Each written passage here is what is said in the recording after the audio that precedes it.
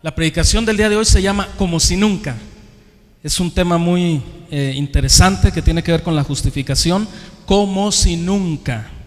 Y vamos a leer Romanos 5, 1 al 11. Vamos a ver qué dice la palabra del Señor. Justificados pues por la fe, tenemos paz para con Dios por medio de nuestro Señor Jesucristo, por quien también tenemos entrada por la fe a esta gracia en la cual estamos firmes y nos gloriamos en la esperanza de la gloria de Dios. Y no solo esto, sino que también nos gloriamos en las tribulaciones, sabiendo que la tribulación produce paciencia, y la paciencia prueba, y la prueba esperanza, y la esperanza no avergüenza, porque el amor de Dios ha sido derramado en nuestros corazones por el Espíritu Santo que nos fue dado.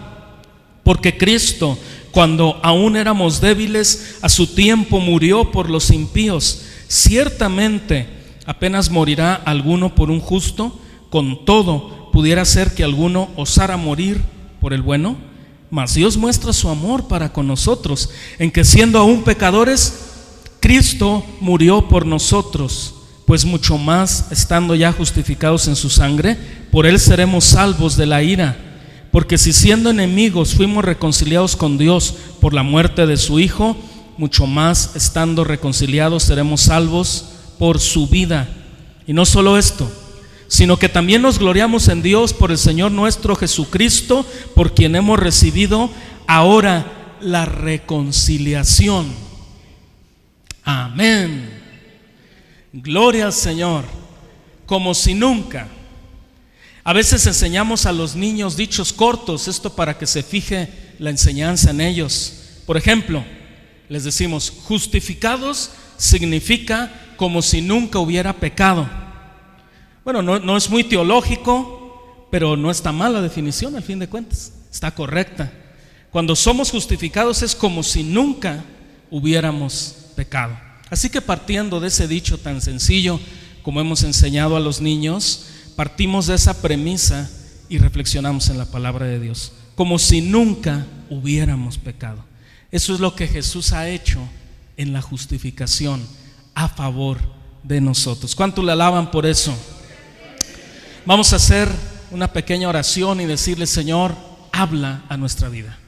Padre bendito, en el dulce nombre de Jesús, habla a nuestra vida, habla a nuestro corazón, habla a nuestro ser, que podamos tener entendimiento, pero que en el Espíritu también podamos discernir, Señor, la enseñanza para gloria de tu nombre, Señor.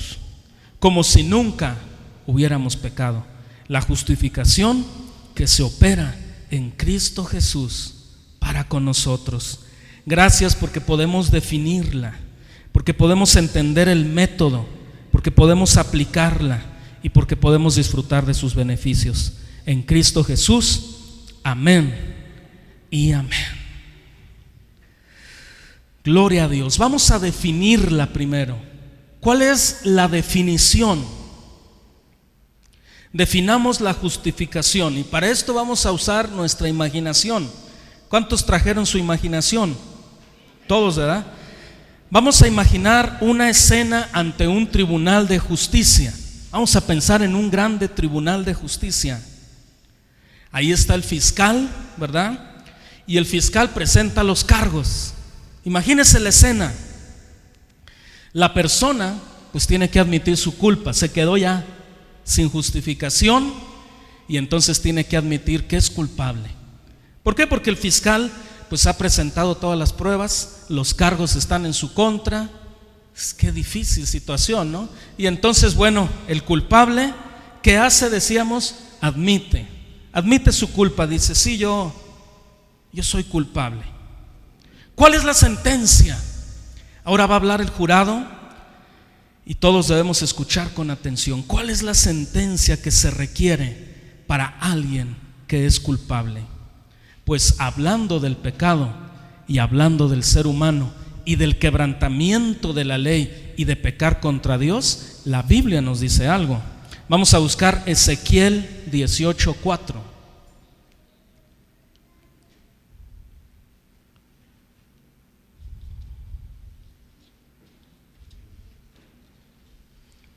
Ezequiel capítulo 18, verso 4. Y dice el Señor de la siguiente manera: he aquí que todas las almas son ¿qué? Mías. Como el alma del Padre, así el alma del Hijo es mía. Y luego viene una sentencia muy poderosa: el alma que pecare, esa morirá. Entonces, ¿cuál es la sentencia para la persona que admite su culpabilidad? El alma que pecare, morirá. Así que están preparando todo en el paredón, está preparando la inyección letal. El hombre es culpable, debe morir. Pero ¿qué les parece que de repente el juez, pese a la sentencia del jurado, lo declara inocente? ¡Wow! Como que contrasta la escena, ¿no? No es algo común que veamos, porque no sería justicia humana, pero estamos hablando de justicia divina. Y en la justicia divina, el juez puede declarar inocente a alguien, pero por una causa, y hay una razón. Y no solo lo declara inocente, sino más que inocente. No simplemente inocente, pero más allá que inocente. Es limpiado su historial, su carpeta, su hoja de vida. No tiene antecedentes penales a partir de ahora. Es más que inocente. ¡Wow! Todos sus pecados y fracasos están perdonados. ¿Por qué? Esa persona es contemplada ahora como si hubiera guardado la ley. Como si esa persona hubiera seguido cada uno de los 10 mandamientos al pie de la letra, cada una de las leyes adicionales, como si esa persona nunca hubiera quebrantado ni una de ellas, hubiera cumplido a la perfección toda la ley. Ahora es visto de esa manera, porque ha sido absuelto totalmente de su culpa. Se le concede no solo eso, sino hasta privilegios adicionales. Ahora la persona no solo es más que inocente, sino tiene privilegios, hasta beneficios tiene. Ahora tiene un padre, él que era huérfano, tiene un padre en los cielos. Ahora tiene respuesta a sus oraciones. Ahora tiene una fe por la cual vivir día a día. Ahora tiene una esperanza de que estará en un lugar glorioso por la eternidad con papá. ¡Wow! ¡Qué asombrosa esa historia! ¿No les parece algo maravilloso? Algo maravilloso. Eso es la gracia de Dios. Asombrosa y sublime gracia que nos declara inocentes siendo culpables. Esa es la definición de justificación: hacer a una persona como si hubiera cumplido hasta una coma o un punto de la ley. Una jota o una tilde, dijo Jesús, si hubiera cumplido todos los aspectos de la ley. Ahora les pregunto, ¿qué hombre en la tierra podrá cumplir todos los aspectos de la ley?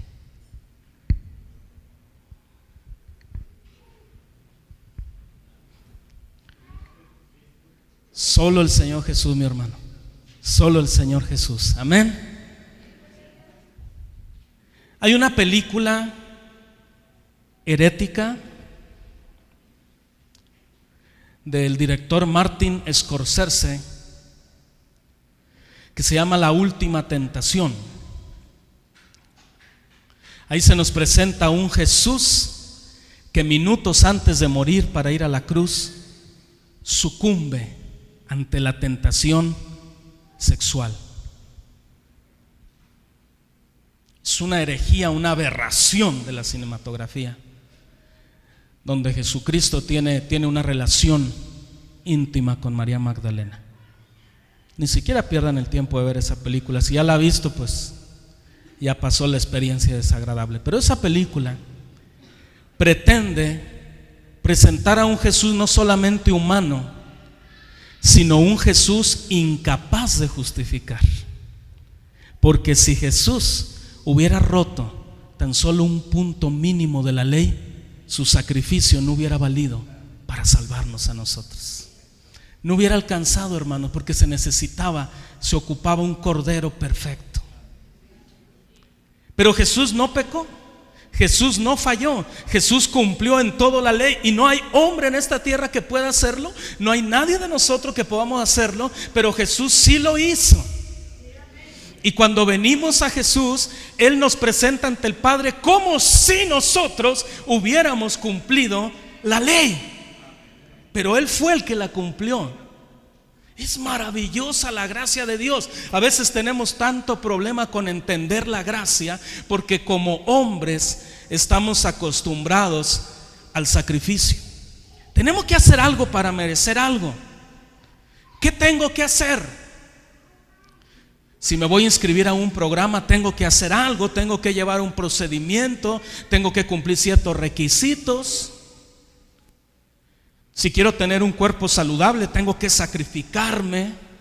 Y estamos acostumbrados que para obtener cualquier cosa, si queremos comer día a día, tenemos que trabajar, tenemos que sudar con el sudor de nuestra frente, ¿correcto? Entonces estamos acostumbrados al esfuerzo, a hacer un intercambio por las cosas. Obtengo un salario a cambio de mi sudor, de mi trabajo. Entonces estamos muy relacionados, hermanos, a hacer algo para merecer algo. Y ahí hemos cerrado todo el sentido de la gracia. La gracia es el don inmerecido de parte de Dios. Es el regalo que no merecemos, que no podremos comprar nunca con nada, pero que lo hemos recibido en Jesús. Oh Señor, gracias. Entonces, después de definir la justificación, damos paso a el método. ¿Cuál es el método que Dios usa para justificarnos? Si ya hemos tenido una definición medianamente teológica de lo que es la justificación, ahora ¿cuál es la metodología que Dios usa? Vamos a prestar atención, porque en la metodología Dios no pone así como una capa de pintura sobre el pecado. No solo lo cubre superficialmente, no hace eso. No es como tratar de tapar algo de manera superficial, sino que Cristo da la solución definitiva. Cristo da una solución. ¿Qué hizo? En primer lugar, pagó el precio del pecado. ¿Qué decía Ezequiel? Porque es en la ley que se basó Cristo. Porque ahora tenemos Romanos, ¿verdad? Pero ¿qué decía la ley en Ezequiel? El alma que pecare, esta morirá. Entonces se presenta Jesús ante el Padre y le dice: Padre, yo he cumplido toda la ley, todos los aspectos de la ley, soy perfecto, no he fallado en nada, pero ahora quiero morir en lugar de toda la humanidad. Quiero morir en lugar de todos los hombres, por sus pecados pasados, sus pecados presentes y sus pecados futuros. Oh. Y entonces el Padre acepta el trato, vamos a ilustrarlo así: el Padre acepta el trato y va Jesús a morir, a derramar hasta la última gota de su sangre para salvarnos a nosotros de la condenación. Y a veces decíamos, ¿qué merecíamos? Yo digo, ¿qué merecemos? La condenación que seguimos mereciendo como humanos. Pero ahora Cristo nos ha hecho justos. ¿Cuántos le alaban? Él pagó el precio, aleluya. Oh Señor, gracias. Cumplió con toda justicia. Mire, vamos a Romanos 10:4. Esto es poderoso. A mí me emociona pensar en estas cosas. Gloria al Señor.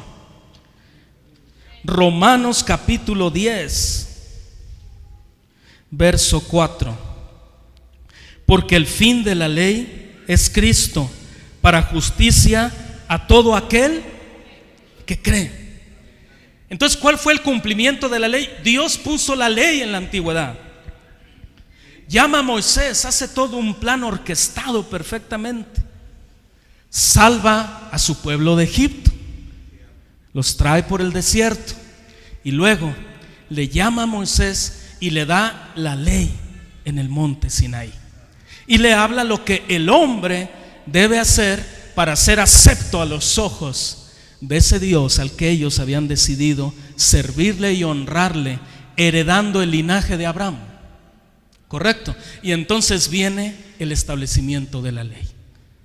Usted sabe los mandamientos: no matarás, no darás falso testimonio, honra a tu padre y a tu madre, no te harás imagen, ninguna semejanza, no honrarás ninguna imagen. Todo eso nos dice la ley. No codiciarás nada de tu prójimo, ¿verdad? Y luego hay todavía leyes que se le añaden al decálogo o a los 10 mandamientos, más cosas que el Señor demanda. Oye, oh Israel, el Señor uno es, y amarás al Señor tu Dios con todo tu corazón, toda tu alma y toda tu mente. ¿Cómo poder amar a Dios con todo lo que somos si le desobedecemos y le fallamos y pecamos? ¿Cómo un hombre pecador puede suplir la demanda de adoración de un Dios justo y santo? ¿Cómo poder reverenciar la magnitud de Dios habiendo pecado? Había un problema, hay un problema en la humanidad. Por eso se ocupa la solución que ofrece Cristo. Por eso está la justificación. Por eso es la razón de la justificación. Nadie puede entrar en una relación con el Padre si antes no ha sido justificado. Si alguien no ha sido justificado, no tiene realmente una relación con el Padre. No hay forma, no es posible, no hay condiciones. No hay condiciones, ¿correcto? Pero Cristo cumplió con toda justicia. Aleluya. Creemos que Él vivió y murió por nosotros.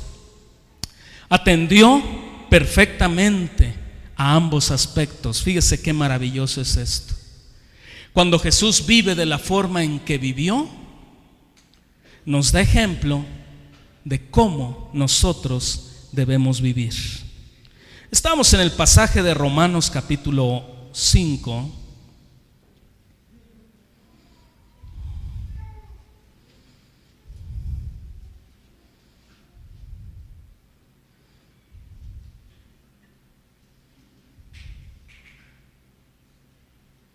Verso 10, Romanos 5, verso 10. Porque si siendo enemigos, fuimos reconciliados con Dios por la muerte de su Hijo. Entonces es en el momento de la muerte de Jesús que se opera la reconciliación, no antes. Antes no había forma de reconciliar a un hombre. Tenía la opción de la ley, tenía que cumplir la ley. Pero luego viene el otro aspecto, que interesante. Mucho más estando reconciliados seremos. Ahora ya no solo habla de reconciliación, pero habla de salvación por su vida. Porque Él resucitó, porque Él no quedó en esa cueva. La muerte no le pudo retener. Él resucitó con poder y gran gloria al tercer día. Aleluya. Y entonces Él nos muestra, hermanos, el aspecto de la vida cristiana. ¿Dónde está el ejemplo de la vida cristiana? Cuando el cristiano se pregunta, ¿cómo debo vivir en esta vida? ¿De quién debo seguir el ejemplo? Tenemos ejemplo, es el ejemplo de Cristo. Él nos enseña cómo debe vivir un cristiano en la tierra, haciendo lo que Jesús hizo, ¿verdad? Amando al prójimo, amando a Dios. Eso es lo que Jesús hizo, ¿correcto? Pero también tenemos, hermanos, ejemplo tremendo en el aspecto de su muerte. Porque Jesús murió voluntariamente en esa cruz para enseñarnos a nosotros a morir día a día al yo y que sea Cristo el que vive en mí. Pablo entendía tan poderosamente la justificación y la obra de Cristo que podía decir: con Cristo estoy juntamente crucificado, y ya no vivo yo, mas vive Cristo en mí. Y la vida que ahora, tiempo presente, vivo en la carne, porque seguimos en la carne. Aquí está usted, ¿verdad? No es espíritu. O sea, somos espirituales, pero somos materia. La vida que ahora vivo en la carne, la vivo en la fe del Hijo de Dios, amén, el cual me amó y se entregó a sí mismo por mí. Aleluya. Quien puede comprender eso vive realmente en la plenitud de la gracia. Es maravillosa la gracia, hermanos. Ahora, veamos el aspecto de la aplicación. Ahora, ¿cómo aplica pues esa justificación? ¿Cómo aplica la justificación? ¿Cómo se acredita en nuestra cuenta lo que Él hizo? ¿Cómo puedo recibir pues ese beneficio? Yo ya intelectualmente he comprendido que solo en Cristo soy salvo. Entiendo que ya no hay otro nombre dado a los hombres, que no hay otro medio, que no hay otro camino, que no hay otra forma, que el único que salva es Cristo. Ahora, ¿cómo puedo aplicar eso a mi cuenta? ¿Cómo puedo pedir ese beneficio? ¿Cómo es la aplicación de esa justificación para mí? Aceptándole como nuestro Señor y nuestro Salvador. Señor viene de la palabra griega, tiene que ver el vocablo con la palabra Adonai, pero hay una palabra que es kurios, perdón, es que la confundo con kairos, que es el tiempo perfecto de Dios. La palabra kurios, que es Señor en eternidad de la eternidad, en dominio absoluto. Ese es nuestro Dios, aleluya, cuánto le alaban por eso. Entonces Él es así nuestro Señor, el que está en la eternidad, el que gobierna, el que existe en sí mismo, el que se sustenta a sí mismo, el que no necesita de nada ni de nadie, el que existe en sí. Eso fue lo que Dios le reveló a Moisés. Señor, y si me preguntan quién eres, Moisés tal vez pensando, vamos a hacer una imagen que yo les pueda presentar, una imagen. Dios le dice, diles que yo soy el que soy, el que existe en sí mismo, el que no necesita de nadie. Aleluya, cuánto le alaban. Él es Señor, pero Él es Salvador. Aquí viene el aspecto doble de nuestra relación y el beneficio de la salvación. Por un lado, el compromiso de que es Señor. Ahora Él gobierna sobre nuestra vida. Ya no gobernamos nosotros, ya no tomamos decisiones nosotros, ya no es nuestra vida, ya estamos escondidos en Cristo. Todo le pertenece al Señor, amén. Entonces Él es el dueño, pero también es nuestro Salvador, ¿verdad? Tenemos ese beneficio, aleluya. Cuando lo hacemos, también aceptamos lo que Él hizo. Y en lo que Él hizo está la obra de Cristo. ¿Cuánta falta hace que como cristianos comprendamos teológica e intelectualmente la obra de Jesús? La implicación que tiene el hecho de que Él murió en una cruz. Hermanos, es algo que Dios ya había demandado. Dios ya había pedido que el que pecare moriría y que solamente habría un sustituto. Y se estableció, hermanos, el sacrificio de los sacerdotes en la antigüedad, escogiendo una tribu, la tribu de Leví, y de la tribu de Leví levantando una simiente más particular, que eran los aaronitas. De los hijos de Aarón viene el sumo sacerdote. Y el sumo sacerdote, una vez al año, solo una vez al año, podía ofrecer un cordero que había nacido sin ningún defecto, sin ninguna deficiencia en ninguno de sus ojos. Su color tenía que ser preciso, no tener quebrada ni una patita, no tener nada imperfecto, nada que una orejita aquí, algo raro, nada. Tenía que ser un cordero impecable. Y presentaba ese cordero el sacerdote, lo sacrificaba, derramaba la sangre sobre el altar y lo presentaba a Dios y decía, ahora pido perdón por mí y por el pueblo. 1 año. Y tenía que volver a sacrificarse. Vino Jesús y murió una vez y por siempre. Y Pablo lo dice en la palabra, dice: aquellos que pecan deliberadamente, lo estoy parafraseando, no dice así literalmente, dice: ¿acaso pensarán que Cristo volverá a morir por ellos cada vez que a ellos les plazca? ¿Estarán sacrificando a Cristo una y otra vez? No. Por eso debemos entender la gracia. ¿Cómo conectar la gracia? ¿Cómo conectar la salvación? ¿Cómo conectar lo que somos en Jesús con el hecho de que podemos fallar?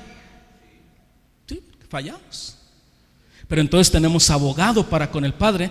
Lo que tenemos que hacer nosotros es cuidar ese estado de gracia con Dios, con la confesión. A veces como cristianos hasta confesar nos da flojera. Hemos pecado, sabemos que hicimos mal, pero decimos: ay, pues después, Dios, tú lo sabes todo. Diosito, todo es bueno. No, tenemos que confesarlo. Tenemos que decirle: Señor, perdóname, limpia mis pecados, ¿verdad? Tenemos que estar trabajando, hermanos, en esa relación con Dios. Esto no es religiosidad, no. Esto es nuestra relación realmente con el Señor.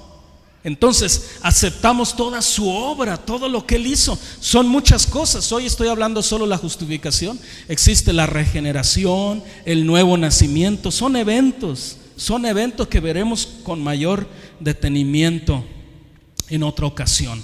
Pero ¿cuál es la realidad? ¿Qué realidad se desprende de esto? Justificados por gracia mediante la fe. Realmente, cuando hemos sido justificados, es por gracia. ¿Y qué es la gracia? Es el regalo que Dios da. Y un regalo no se debe condicionar. En el mundo o en la tierra se condicionará, pero no es correcto. ¿Verdad que no se mira bien si usted le dice a alguien: mira, llega a su fiesta de cumpleaños, están todos los invitados, está toda la gente escuchando, y usted en voz alta llega y le dice: mira, aquí te traje tu regalo de cumpleaños. Pero hay una condición, mira, si te portas mal te lo voy a quitar. Se ve bastante mal eso. Entonces, cuando Dios nos da un regalo, no es: si haces esto, si haces aquello. Dios sabe que no podemos cumplir nada. Dios ya sabe que no podemos hacer nada. Dios ya lo sabe. Así que por eso nos da el regalo, porque necesitamos ese regalo. Amén. Y esa es la gracia. Entonces viene ese regalo inmerecido de parte de Dios, y nosotros tenemos que tener fe. Pero esa fe inicial en respuesta a la gracia de Dios también es obra de Dios. Y viene la soberanía de Dios. Hermano, ni siquiera ese chispazo de fe inicial lo tenemos nosotros. Lo que viene es un aspecto solamente en la voluntad propia del hombre. Cuando ha recibido el Evangelio, viene un proceso triple. Primero, el hombre escucha el Evangelio intelectualmente, como conocimiento intelectual. Lo recibe aquí con el cerebro, con el conocimiento, y recibe esa información: Cristo murió, tú eres pecador, intelectualmente. Y luego viene el aspecto emocional. El hombre se siente mal por su pecado, se siente contristado, sabe que ha fallado a Dios. Ahí se opera el arrepentimiento. El arrepentimiento, dice la Biblia, la palabra en el original, la palabra metanoia, nos da a entender la idea de un cambio de mente, un cambio de mentalidad, un redireccionamiento de rumbo. Entonces viene el cambio de mente. Y viene lo tercero, la voluntad del hombre. Dios nos la dio, cada quien es libre de su voluntad, ¿correcto? Y entonces el hombre con su voluntad pone ese primer paso inicial delante de Dios. Señor, yo quiero tener eso. Y entonces el Espíritu Santo, que dice que es el que convence de pecado, de justicia y de juicio. ¿Se fija? Una acción triple también. el Espíritu Santo convence de pecado, de justicia y de juicio. Entonces pone esa fe inicial en nosotros. Fe. ¿Qué es fe? Es creer. La mejor y más sencilla definición de fe: creer, ¿verdad? Entonces viene esa fe, arrepentimiento para con Dios, cambio de mente hacia el pecado. Oh Señor, he quebrantado tu ley, te he fallado, te he ofendido. Arrepentimiento para con Dios y fe en nuestro Señor Jesucristo. Nadie podrá entrar en una relación con Dios si no mira a la cruz,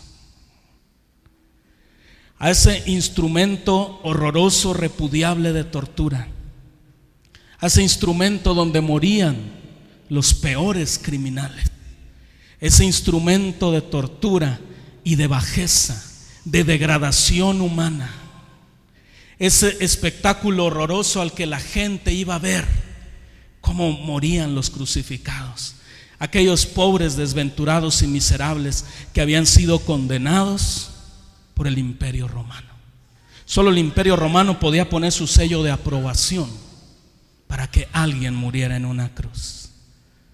Y ahí está Jesús muriendo la peor de las muertes, la más espantosa muerte de la época. Lo peor.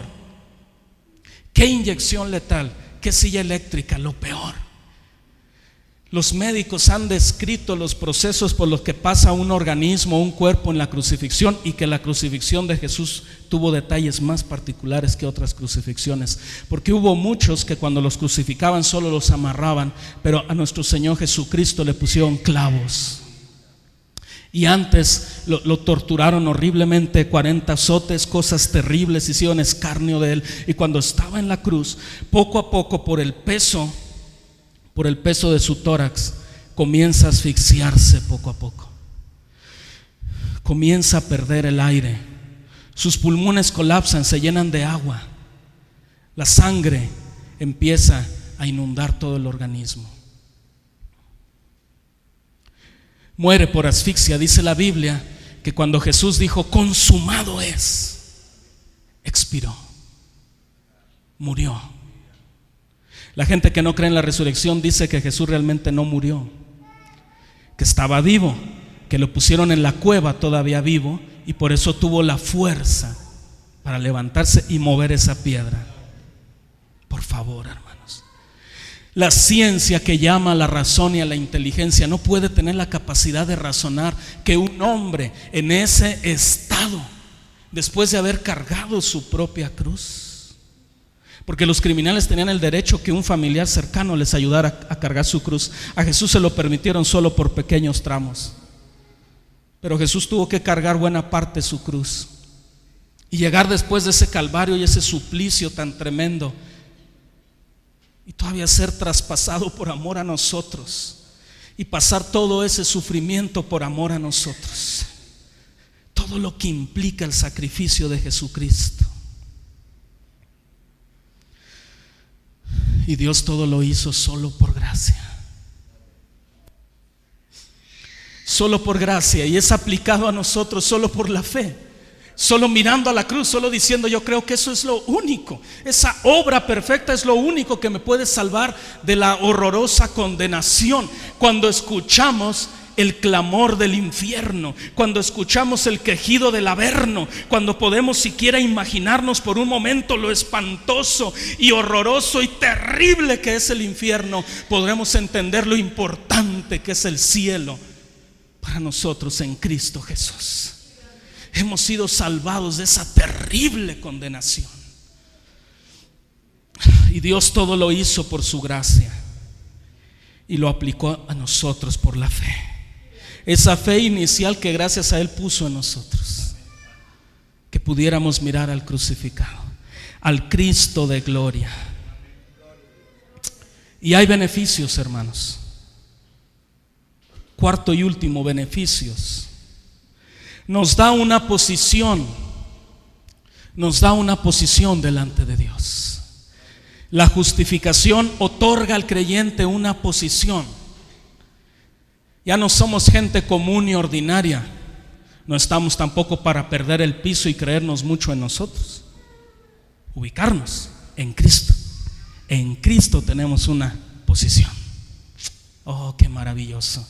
Cuando entramos en una relación con el Señor, ahora somos sus hijos. Oh, cuánto le alaban por eso. Tenemos una posición, somos creyentes, aleluya. Por eso se les comenzó a decir cristianos. Eso no existía. Jesús no dijo: ahora mis seguidores se llamarán cristianos. Nunca se pensó, pero surgió de manera espontánea, y no por los creyentes, sino por la gente de fuera, porque miraban a esa gente en las calles y decían: pero esa gente, ¿cómo se parece a Jesús?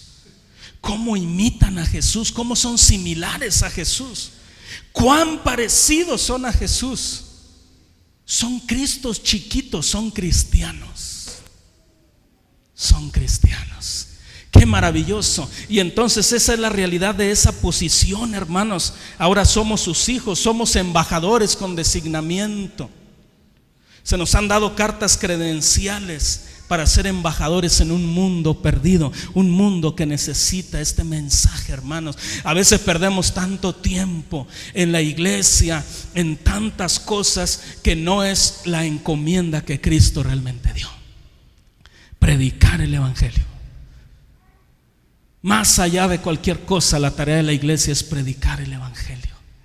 Es el clamor de los millones de almas que se están perdiendo, que están yendo una eternidad sin Jesús. ¿Qué movió a Pablo para ir a Macedonia? Dice que él durmió en la noche, hizo su oración, se entregó al sueño, y estando en el sueño tuvo una visión.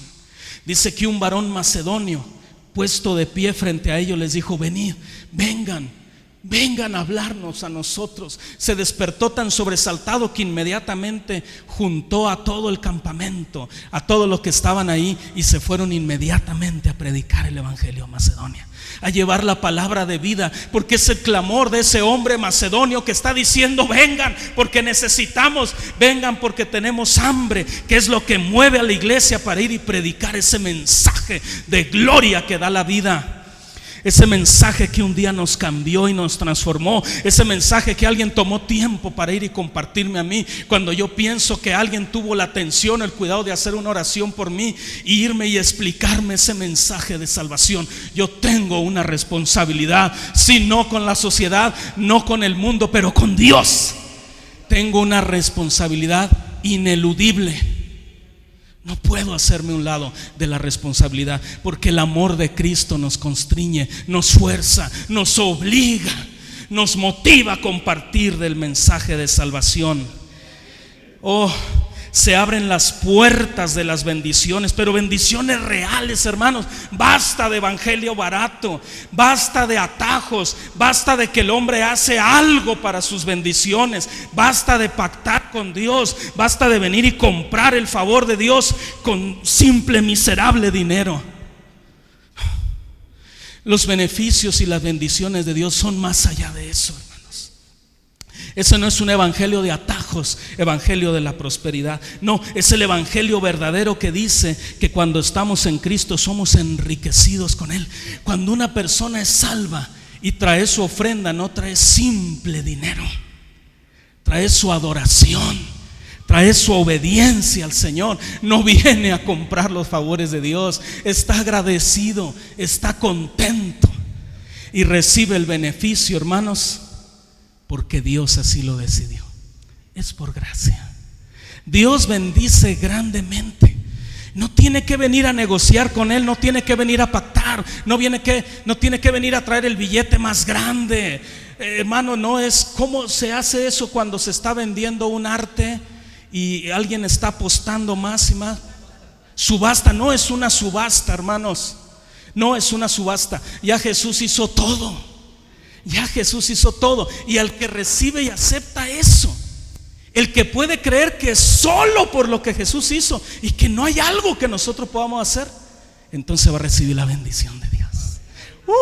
Ricas bendiciones, hermanos. Vamos a leer desde esa óptica nuevamente los versos 1 al 11 de Romanos 5, pensando en eso, en todo lo que hemos hablado y compartido. Justificados pues por la fe, tenemos primero paz para con Dios.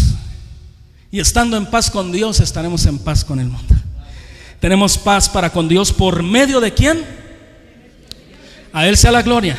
Por quien también tenemos, segundo beneficio, entrada. ¿Por qué? Por la fe. A esta gracia, el regalo inmerecido, en la cual estamos ¿qué? Firmes. Dios nos promete firmeza a los que hemos entrado por la gracia a una relación con Él, y nos gloriamos en la esperanza de la gloria de Dios. Por eso le damos gloria a Dios en todo. Y no solo esto, sino que también nos gloriamos. Y viene el aspecto que parece que hasta tuviéramos que cambiar la voz, tuviéramos que poner una cara larga, ¿verdad? Ponernos tristes, pero es motivo de gozo. Es motivo de gozo porque dice también, y no solo esto, sino que también nos gloriamos en las tribulaciones, en las pruebas, hermanos, en las dificultades. El cristiano que padece, padece para su Señor. Aleluya, gloria al Rey por eso. ¿Por qué? Porque hay resultado tremendo. Dice, sabiendo, nos gloriamos en las tribulaciones, sabiendo, conocimiento intelectual, que la tribulación tiene un fruto, tiene un resultado. Cuando se vive la tribulación en Cristo, produce paciencia. Si usted es bien impaciente, ahorita vamos a pasar al frente y vamos a orar por usted para que tenga tribulaciones. Así dice la Biblia, ¿verdad? Que la tribulación produce paciencia, y la paciencia produce prueba primero, ¿verdad? Dice prueba, fíjese qué tremendo. ¿Por qué? Porque tiene que ser probado el corazón, aun cuando ya la persona es paciente, aun ya siendo paciente. Pero va a venir otra tribulación y a veces uno va a decir, ya nomás se trata de mí, Señor. Y Dios nos dice, no te emociones ni te sientas tan importante. Mira, en todo el mundo los cristianos están padeciendo. Todos padecemos, todos, hermanos. Aquí no es competencia de quién padece más, todos padecemos, ¿correcto? Entonces la paciencia produce prueba, y la prueba produce, sí, porque cuando ya hemos sido probados, probado es cuando ya tiene que pasar por la primer tribulación primero para ser probado. ¿Cómo se prueba un producto hasta que se fabrica? No lo puede probar si no lo ha fabricado. ¿Cómo va a entrar el control de calidad si aún no existe dicho producto? Tendrá que ser probado hasta que existe, hasta que está en el terreno de lo material, hasta que se materializa nuestra tribulación, hasta que usted puede decir, tengo esta tribulación. Entonces vendrá paciencia y usted podrá decir, Señor, yo espero en ti, que tú eres el dueño del tiempo. Pero entonces vendrá la prueba, ¿sí?